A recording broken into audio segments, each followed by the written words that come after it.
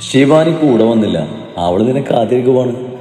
അവന്റെ മനസ്സ് വായിച്ചതുപോലെ കിച്ചു ഉത്തരം കൊടുത്തതും സത്യയുടെ മുഖം നിമിഷം നേരം കൊണ്ട് വിടർന്നു. ജഗൻ ഗുരുജിക്കടുത്തേക്ക് ചെന്ന് അയാളെ നന്ദിയോടെ ഒന്ന് നോക്കി തൊഴുതു. സന്തോഷത്തോടെ മടങ്ങും. ഇളഞ്ചിരിയോടെ ഗുരുജി തിരികെ കൈകൂപ്പിക്കൊണ്ട് പറഞ്ഞതും എല്ലാവരും അവിടുന്ന് യാത്ര തിരിച്ചു. സത്യയുടെ മനസ്സിനൊരു സമാധാനമില്ലായിരുന്നു. തൻ്റെ പ്രാണനൊന്ന് നേരിൽ കണ്ടിട്ട് വർഷങ്ങൾ പിന്നിട്ടിരിക്കുന്നു എന്നോർക്കെ അവൻ്റെ കണ്ണുകൾ നിറഞ്ഞുപോയി. അവളെങ്ങനെ നേരിടണമെന്നായി അവൻ്റെ അടുത്ത ചിന്ത. മനസ്സിലവൻ പലതും കൽപ്പിച്ചു കൂട്ടി. വാശിയായിരിക്കും, അതോ എന്നോട് ദേഷ്യമാകും? കണ്ടാൽ ആ നിമിഷം തന്നെ കെട്ടിപ്പിടിച്ചൊരു ഉമ്മ കൊടുക്കണം. എൻ്റെ പാറുവിൻ്റെ പിണക്കം മാറ്റാൻ അത് തന്നെ ധാരാളം. കുറുമ്പി പെണ്ണ്. ഞങ്ങളുടെ കുഞ്ഞാണാണോ അതോ പെണ്ണാണോ? പെൺകുട്ടിയായാൽ മതിയായിരുന്നു. അവളെ പോലെ തന്നെ ഡോള് പോലെ ഒരു കുഞ്ഞി കൊടുക്കാം. ഇനി ആൺകുട്ടിയാണെങ്കിലോ എന്നെ പോലെ ആകുമോ? എൻ്റെ പാറുവിന് അവൻ വാശി കാട്ടി ബുദ്ധിമുട്ടിക്കുന്നുണ്ടാവും. അജയ് കാണുമ്പോൾ ഓടി വരൂ, അതോ അറിയാത്ത പോലെ മാറി നിൽക്കൂ? ഇത്രയും നാൾ മാറി നിന്നേരും ആദ്യം കാണുമ്പോൾ മിക്കവാറും പാറിനെ ശരിയാക്കും. അവളുടെ കുഞ്ഞികൈ കൊണ്ട് തല്ലൂ, അതൊക്കെ അറിഞ്ഞ് ബഹളം കൂട്ടൂ. ഞാനല്ലല്ലോ, അവളല്ലേ എന്നിട്ട് ഓടിപ്പോയത്. അപ്പോൾ പരിഭവം കാണിക്കേണ്ടത് ഞാനല്ലേ? ഒത്തിരി മിസ് ചെയ്യുന്നു കുഞ്ഞാ നിന്നെ. അങ്ങനെ പലതും ചിന്തിച്ചവൻ പുഞ്ചിരിയോടെ ഇരുന്നു. എന്നാൽ സത്യയുടെ മുഖത്തെ സന്തോഷം, ആ ചിരി, അതെല്ലാം വളരെ വേദനയോടെയാണ് കിച്ചു നോക്കിയത്. ശിവയെ കാണുന്ന നിമിഷം സത്യ എങ്ങനെ പ്രതികരിക്കുന്നു ഓർത്ത് അവൻ്റെ ഉള്ളം വിറക്കുന്നുണ്ടായിരുന്നു. ഇനിയും അവന് മുമ്പിൽ കള്ളങ്ങൾ പറഞ്ഞ് പിടിച്ചു നിൽക്കാനാവില്ലെന്ന സത്യം അവനും ബോധ്യമായതാണ്. സത്യയുടെ കാറിൽ ജഗനും കിച്ചുവും കോശിയും സ്റ്റീഫനുമാണുള്ളത്. ബാക്കിയുള്ളവരൊക്കെ മറ്റു വാഹനങ്ങളിൽ പുറകെ തന്നെ ഉണ്ട്. ജഗനാണ് ഡ്രൈവ് ചെയ്യുന്നത്. കിച്ചു ജഗനെ നിസ്സഹായായി നോക്കിയതും അതേ ടെൻഷനോടെ തന്നെ അവനും മറ്റൊരു വഴിയിലേക്ക് വണ്ടി തിരിച്ചു. അതുവരെ പുറം കാഴ്ചകളിൽ കണ്ണുകൾ ഓടിച്ചിരുന്നവൻ്റെ മിഴികളൊന്ന് കുറുകി. സത്യസംശയത്തോടെ ഫ്രണ്ടിലിരിക്കുന്നവരെ മാറി മാറി നോക്കി. അല്ല, ഇതെന്താ ഈ വഴി? നമ്മൾ മാൻഷനിലേക്കല്ലേ? അവൻ്റെ ചോദ്യം ഉയർന്നതും കിച്ചു ആകെ ഒന്ന് വിയർത്തു. നമുക്ക് ഹോസ്പിറ്റലിൽ ഒന്ന് പോകണം. ജഗനാണ് അതിന് ഉത്തരം കൊടുത്തത്. എന്തിന്? അവിടെ പാരാ? ഗൗരവം നിറഞ്ഞ അവൻ്റെ ചോദ്യത്തോടൊപ്പം ആ പൂരികക്കൊടികളും ഒന്നും വളഞ്ഞു.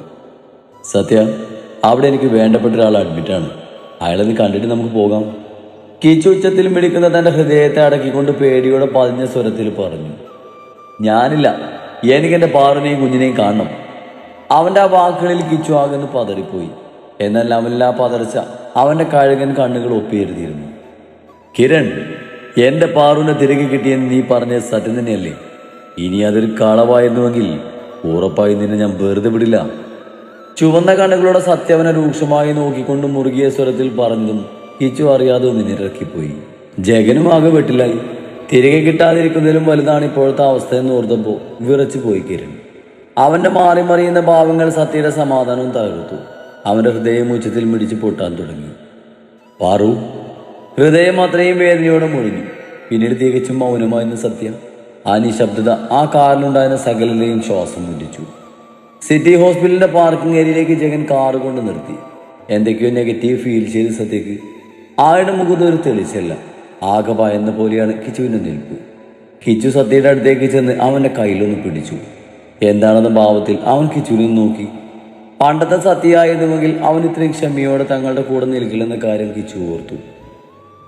നീയും കൂടി കാണേണ്ട ആളാണ്. തന്നെ രൂക്ഷമായി കൊത്തി വലിക്കുന്നവൻ്റെ നോട്ടത്തെ നേരിടാനാവാതെ കിച്ചു അവനിൽ നിന്നും മുഖം തിരിച്ചുകൊണ്ട് പറഞ്ഞു. സത്യ അമർത്തിയൊന്ന് മൂളി വിട്ടതും കിച്ചുവിനൽപ്പം ആശ്വാസം തോന്നി. അവൻ വരാൻ കൂട്ടാക്കില്ലെന്നൊരു പേടിയുണ്ടായിരുന്നവനിൽ. എന്നാൽ ഇതേ സമയം സത്യയുടെ ഉള്ളം സംശയങ്ങളാൽ എഴുതും മറഞ്ഞു. അവർക്ക് പിറകെ ഉണ്ടായിരുന്നവർ നേരെ വീട്ടിലേക്കാണ് പോയത്. അനിയും നിത്യയും മാത്രം ഓഫീസിലേക്ക് വിട്ടു. സത്യയെക്കുറിച്ച് ഓർത്ത് സാധിപ്പിക്കാൻ അവർക്കൊക്കെ ആ സമയം കഴിഞ്ഞു. വേണി ശിവയുടെ ശരീരമൊക്കെ ഇളം ചൂടുവെള്ളത്തിൽ വൃത്തിയായി ഒന്ന് തുടച്ചെടുത്തു. വിസർജനം നടത്തിയ ഡയപ്പറൊക്കെ സൂക്ഷിച്ച് റിമൂവ് ചെയ്തു. ഡയപ്പർ അധികമായി ഉപയോഗിക്കുന്നത് കൊണ്ട് തന്നെ അവളുടെ തുടഭാഗമൊക്കെ പൊട്ടി മുറിവായിട്ടുണ്ട്. വേണി മരുന്ന് പുരട്ടി കൊടുക്കുമ്പോഴുള്ള നീറ്റലിൽ ശിവയുടെ മിഴികൾ നിറഞ്ഞു തൂങ്ങി. ഇളനീല നിറത്തിൽ ഹോസ്പിറ്റൽ ഗൗണിലാണ് അവളുടെ വേഷം. പോട്ടെ മോളെ, ഇതൊക്കെ വേഗം അങ്ങ് മാറുന്നേ. ചേച്ചി മരുന്ന് വെച്ചിട്ടുണ്ട്. ഇതിലൊക്കെ ഇങ്ങനെ കരയാതെ. ചേച്ചി ഇല്ലേ നിനക്ക്? വേണി അവളെ ആശ്വസിപ്പിച്ചു. ഇപ്പൊ ശിവക്ക് കേൾവി തിരികെ കിട്ടിയിട്ടുണ്ട്. കാലിലെ പ്ലാസ്റ്ററൊക്കെ മാറ്റി. തല 2 വശത്തേക്ക് ചരിക്കാനും കൈവെല്ലുകൾ കനക്കാനും സാധിക്കുന്നുണ്ട്. വേണി പറയുന്നതൊക്കെ മനസ്സിലാകുന്നുണ്ടെങ്കിലും തിരികൊന്ന് പറയാൻ അവളുടെ നാവ് ഇപ്പോഴും ഫലമായിട്ടില്ല. ചതച്ചെടുത്ത മെഡിസിൻ വെള്ളത്തിൽ ചാലിച്ച് സിറിഞ്ചിലെടുത്ത് വയറിലെ ട്യൂബിൽ വേണി അവൾക്ക് കൊടുത്തു. വേദനയുടെയും മരുന്നിന്റെ പവറും കൂടി ആയപ്പോൾ ശിവ പതിയൊന്ന് കണ്ണുകൾ അടക്കാൻ തുടങ്ങി. ഇതേ സമയം വേണി അരച്ചെടുത്ത കഞ്ഞി അതേ രീതിയിൽ തന്നെ അവളുടെ വയറിലെത്തിച്ചു. വിശപ്പം തുടങ്ങിയതും ശിവയ്ക്ക് സമാധാനം തോന്നി. മാടിയടയുന്ന മിഴികളെ വലിച്ചു തുറന്നുകൊണ്ട് അവൾ വേണിയെ നന്ദിയോടെ ഒന്ന് നോക്കി. അവളുടെ ആ നോട്ടം വേണിയുടെ ഉള്ളത്തെ പൊള്ളിച്ചു. കുഞ്ഞു പെങ്ങളെപ്പോലെയാണ് വേണിക്ക് ശിവാനി. ശിവാനി പൂർണ്ണമായും ഉറങ്ങിയതും വേണി ഒന്ന് തിരിഞ്ഞു. ഞെട്ടി വിറച്ചു പോയവൾ അവൾക്ക് മുന്നിലായി അല്പം മാറി ഭയാനകാമവിധം ചുവന്നു വിറച്ചു നിൽക്കുന്നവനെ കണ്ട് ശ്വാസം വിടാൻ പോലും മറന്നുപോയി വേണി. രൗദ്രഭാവത്തിൽ നിൽക്കുന്ന സത്യ, അവന് പിന്നിൽ നിസ്സഹതയോടെ അതിലേറെ പേടിയോടെ നിൽക്കുന്ന കിച്ചുവും ജഗനും. വേണിക്ക് തന്റെ തല കറങ്ങും പോലെ തോന്നി. എന്നാൽ സത്യയുടെ മിഴികൾ ആ ഒരു വിളിൽ മാത്രമായിരുന്നു ഉറച്ചു നിന്നത്. അവന്റെ പ്രാണനായവളിൽ, ആ സൈക്കോയുടെ മാത്രം പാറുവിൽ നിന്നേർന്നും ഒരടി അനങ്ങാതെ സത്യം നിന്നുപോയി. അവന് സ്വന്തം കണ്ണുകളെ വിശ്വസിക്കാനായില്ല. കാണുന്ന കാഴ്ച അതൊരു സ്വപ്നമാകണമെന്ന് അവൻ അതിതീവ്രമായി ആഗ്രഹിച്ചു പോയി. ശരീരം തളർന്നു പോകും പോലെ തോന്നിയവന് ദേഷ്യവും സങ്കടവും എല്ലാം കൊണ്ടും അവൻ്റെ മുഖം വരിഞ്ഞു മുറുകി. വേണി ഇപ്പൊ ബോധം കെടുന്ന അവസ്ഥയിലാണ്. ഒന്ന് പുറകോട്ട് വേച്ചു പോയതും കിച്ചു വേഗം വന്നവളെ താങ്ങി നിർത്തി. സത്യ കണ്ണെടുക്കാതെ ബെഡിൽ കിടക്കുന്ന ആ ശേഷിച്ച രൂപത്തെ മാത്രം നോക്കി നിന്നു. അവൻ്റെ മിഴികൾ നീറി പുകഞ്ഞു. ശ്വാസം പോലും വിലങ്ങിയ അവസ്ഥ. സത്യക്ക് തന്റെ ഹൃദയം മറ്റാരോ കയ്യിലെടുത്ത് കഷ്ണങ്ങളാക്കി ഉടക്കും പോലെ തോന്നി. ഒരക്ഷരം അവന്റെ നാവിൽ നിന്നും പുറത്തു വന്നില്ല. ജഗൻ പതിയെ സത്യയുടെ തോളിൽ കൈവച്ചു. സ്വപ്നം നിന്ന പോലെ ഞെട്ടിക്കൊണ്ട് അവൻ ജഗനെ നോക്കി. പെട്ടെന്ന് അവൻ അതീവ ദേഷ്യത്തോടെ ജഗന്റെ ഷർട്ടിൽ കുത്തിപ്പിടിച്ചു. ദേഷ്യം കൊണ്ട് അവന്റെ കവിൾത്തടം പോലും വിറച്ചു. പെട്ടെന്നുള്ള സത്യയുടെ പ്രവൃത്തിയിൽ ജഗനൊന്ന് അമ്പരന്നു. എന്നാൽ എന്തോ ഓർത്തെന്ന പോലെ സത്യ ജഗനിൽ നിന്ന് തന്റെ പിടിയയച്ചു. കൈമുഷ്ടി ചൂട്ടി മുറുക്കിയവൻ പാറു. അവന്റെ ഹൃദയം അലറി. പക്ഷേ പുറത്തേക്ക് ശബ്ദം വന്നില്ല. അവന്റെ അവസ്ഥ അവർക്കെല്ലാം മനസ്സിലാകുമായിരുന്നു. വേണി പോലും അവനെ സങ്കടത്തോടെയാണ് നോക്കിയത്. സത്യ സ്വയം തലമുടിയിലൊന്ന് കൊരുത്തു വലിച്ചു. അവന്റെ മിഴികളിൽ ഈ ലോകം തന്നെ ഇല്ലാതാവും വിധം വന്യത നിറഞ്ഞു. എത്രയോ ഒളിപ്പിക്കാൻ ശ്രമിച്ചിട്ടും അവനിലെ ഭാവങ്ങൾ ആ മുഖത്ത് പ്രതിഫലിച്ചു നിന്നു. ഉള്ളിലെ സംഘർഷം കൊണ്ട് അവൻ നിന്ന് കിതച്ചു. പതിയെ ഓരോ ചുവടുകളും അവൻ അവൾക്ക് അരികിലേക്ക് വെച്ച് നടന്നു. ശിവതൊന്നും അറിയാതെ ഗാഠമായ നിദ്രയിലായിരുന്നു. തൻ്റെ പ്രാണനെ അവൻ നീറുന്ന കണ്ണുകളോട് നോക്കി. വയറ് തുളച്ചിട്ടിരിക്കുന്ന ട്യൂബിൽ കണ്ണുടക്കിയതും അത് കാണാൻ വയ്യാതെ അവൻ തൻ്റെ മുഖം ഒരു വശത്തേക്ക് ചെരിച്ചു കളഞ്ഞു. ആ സമയം അവൻ്റെ കണ്ണുകളിൽ നിറയുന്ന ക്രൂരത കിച്ചുവും ജഗനും വ്യക്തമായി തന്നെ കണ്ടു. നിറഞ്ഞൊഴുകുന്ന കണ്ണുകൾ തുടച്ചു മാറ്റി അവൻ രൂക്ഷമായി കിച്ചുവിനൊന്ന് തിരിഞ്ഞു നോക്കി. അവൻ ആ നോട്ടത്തിൽ ഉരുകിപ്പോയിരുന്നവൻ ജഗനും ആകമല്ലാതെയായി പോയി.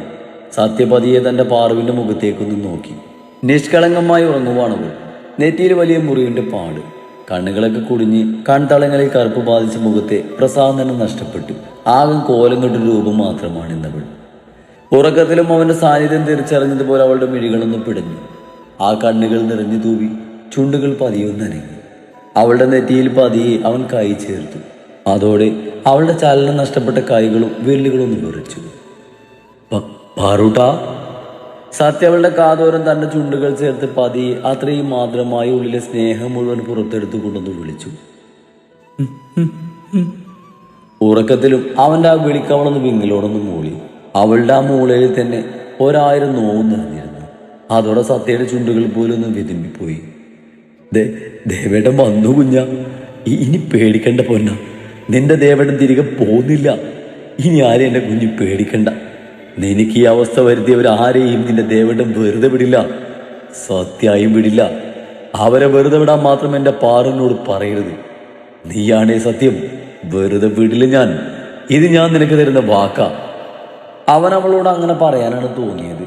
അവൻ അങ്ങനെ പറഞ്ഞ അടുത്ത നിമിഷം അവൾ തന്നെ മിഴികൾ വലിച്ചു തുറന്നു. അത് കണ്ട സത്യ അവളുടെ മുഖത്തേക്കൊന്ന് നോക്കി. ആ കണ്ണുകളിൽ കത്തിജ്വലിച്ച് നിൽക്കുന്ന പക അവനും കണ്ടു. അവളുടെ കണ്ണുകൾ നിറഞ്ഞൊഴുകുന്നുണ്ട്. അവനെ നോക്കി പരിഭവത്തോടെ അതിനേക്കാളൊക്കെ ഏറെ നോവോടെ അവൾ തന്റെ ചുണ്ടുകൾ ചുളുക്കി കരഞ്ഞു. സങ്കടം കൊണ്ട് അവന്റെ ശരീരം പോലും തളർന്നു. ആ കുഞ്ഞിമുഖം തന്റെ കൈക്കൊമ്പിലൊതുക്കി അത്രയും നേർമയിൽ അവൾക്ക് നോവാത്ത വിധം അവൻ ആ മുഖത്ത് നിറയെ ചുംബനങ്ങൾ കൊണ്ട് മൂടി. ശിവയുടെ കണ്ണുകളിൽ ആശ്വാസവും സന്തോഷവും സ്നേഹവും പ്രണയവും ഒക്കെ നിറഞ്ഞു തുളുമ്പി. എന്നാൽ ശിവാനിയുടെ മാറ്റം വേണി അത്ഭുതത്തോടെയാണ് നോക്കിക്കണ്ടത്. ഒന്നിനും പ്രതികരിക്കാതെ ഒരു മരപ്പാവം പോലെ കിടന്നിരുന്നവളാണ് ഇന്ന് അവളുടെ സർവ്വശക്തിയും എടുത്തുകൊണ്ട് അവൾ പ്രതികരിക്കാൻ ശ്രമിക്കുന്നു. സംസാരിക്കാൻ കൊതിക്കുന്നു. തങ്ങൾ ഇത്രയും പേര് കൂടെ ഉണ്ടായിരുന്നിട്ടും ഇതുവരെ അവളിൽ കാണാത്തൊരു ധൈര്യം ഇപ്പോൾ അവളിൽ നിറഞ്ഞു നിൽക്കുന്നത് അവരും മനസ്സിലാക്കി. ആ ധൈര്യം അവനാണ്, അവളുടെ പ്രാണന്റെ പാതിയായവൻ. വരണ്ടൊടുങ്ങി അവളുടെ ചുണ്ടിൽ അവൻ തന്റെ ചുണ്ടുകൾ ചേർത്ത് വെച്ചു. നിർവൃതിയോടെ അവൾ തന്റെ മിഴികൾ അടച്ചു. ഇരുവർക്കും ആ നിമിഷം എങ്ങനെ പ്രതികരിക്കണമെന്നോ എന്ത് സംസാരിക്കണമെന്നോ പോലും അറിയാത്തൊരവസ്ഥ. ആ നിമിഷം അവർക്കിടയിലെ മൗനത്തിന് പോലും അത്രയും ഭംഗിയുണ്ടായിരുന്നു. ശിവയുടെ മാടി അടഞ്ഞു പോകുന്ന മിഴികൾ കഷ്ടപ്പെട്ട് തുറന്നു പിടിക്കാൻ ശ്രമിക്കുന്നത് കണ്ട് സത്യ അവൾ അത്രയും സ്നേഹം തോന്നിപ്പോയി. അവൾക്ക് അവനോട് എന്തൊക്കെയോ പരാതികൾ പറയാൻ തോന്നി. ആ നെഞ്ചോട് ചേർന്നൊന്ന് പതുങ്ങിക്കിടക്കാനും പൊട്ടിക്കരയാനൊക്കെ തോന്നി. പക്ഷേ ശരീരം സഹകരിക്കുന്നില്ല. അത് സത്യക്കും മനസ്സിലായി. പേടിക്കണ്ട, ഞാനുണ്ട്, ഉറങ്ങിക്കോ, സമാധാനായി ഉറങ്ങിക്കോ, ഞാനുണ്ട്, കൂടെ തന്നെയുണ്ട്, നിന്നെ വിട്ടിനി എങ്ങോട്ടും പോകില്ല, വാക്ക്.